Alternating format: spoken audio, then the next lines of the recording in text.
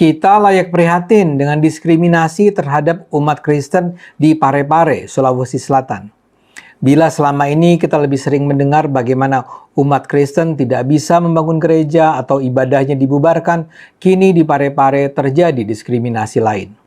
Di Kecamatan Soreang, pembangunan sekolah Kristen Gamaliel diminta dihentikan oleh sebuah kelompok Muslim bernama Forum Masyarakat Muslim Parepare, FM2P.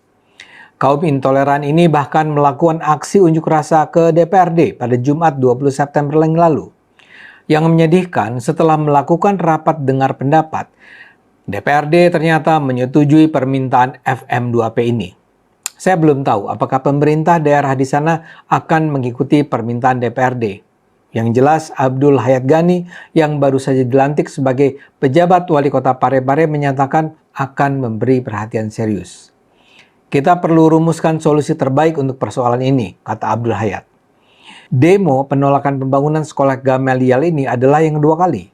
Tahun lalu, kelompok Islam garis keras juga menolak pembangunan sekolah Gamaliel yang sebenarnya sudah memperoleh izin pembangunan dari pemerintah. Ada beragam alasan penolakan dilontarkan.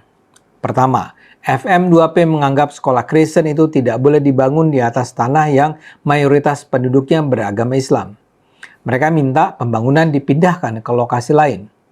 Kedua, sekolah itu dianggap belum memenuhi syarat perizinan. Ketiga, mereka berkeras bahwa masyarakat di Soreang Parepare tidak memerlukan sekolah baru. Masih banyak sekolah tersedia dan banyak di antara yang kekurangan murid, kata mereka. Keempat, mereka menganggap pendirian sekolah tidak memenuhi syarat yang ditentukan. Menurut mereka, surat keputusan Dirjen Bimas Kristen Kementerian Agama nomor 292 tahun 2022 sendiri sudah dinyatakan bahwa pendidikan keagamaan Kristen tidak boleh mendapat resistensi dari masyarakat. Jadi karena ada resistensi masyarakat, seharusnya pembangunan tidak dilakukan. Kelima, mereka menganggap pembangunan sekolah tersebut adalah bagian dari kristenisasi. Dalam pandangan saya, seluruh penolakan tersebut sepenuhnya mengada-ada. Pembangunan sekolah Kristen atau Katolik di Indonesia berlangsung di banyak daerah. Dan sebagian besar sekolah Kristen dan Katolik itu memang dibangun di daerah yang mayoritas penduduknya Muslim.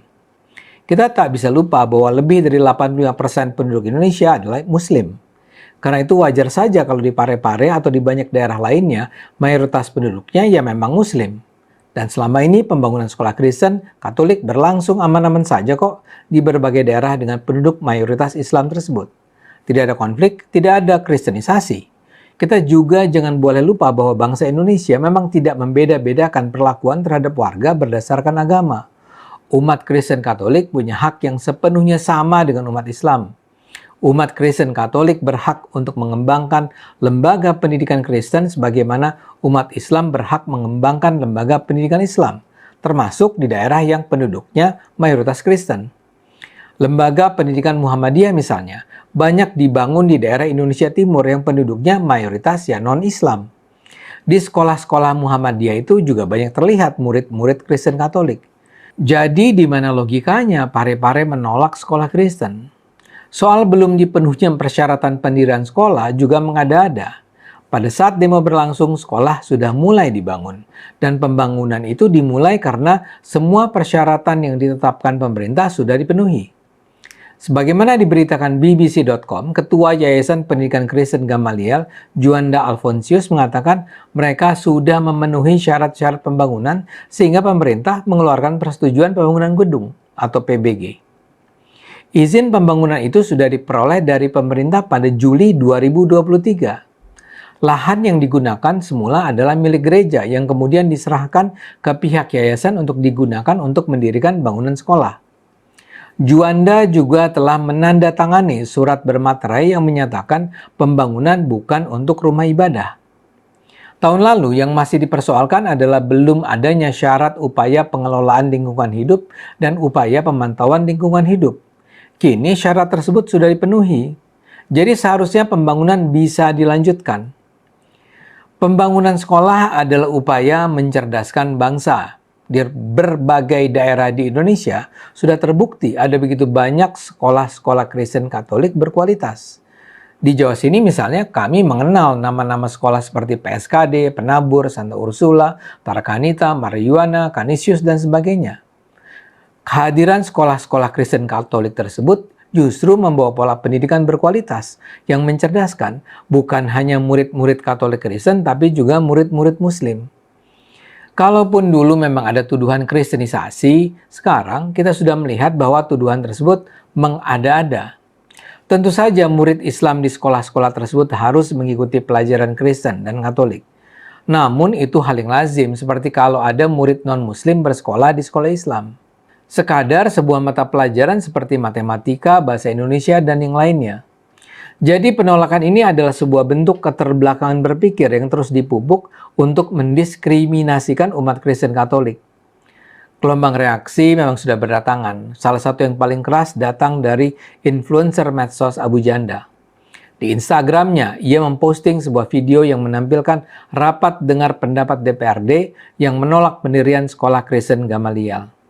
Dengan nada marah, Abu berkomentar, "Gila sih ini, DPRD akomodir aspirasi warga intoleran, ikutan menolak sekolah Kristen di kota Parepare." Dalam video itu terlihat Ibrahim Suanda, Ketua Pokja 3 DPRD Parepare, memutuskan menolak pendirian sekolah Kristen Gamaliel.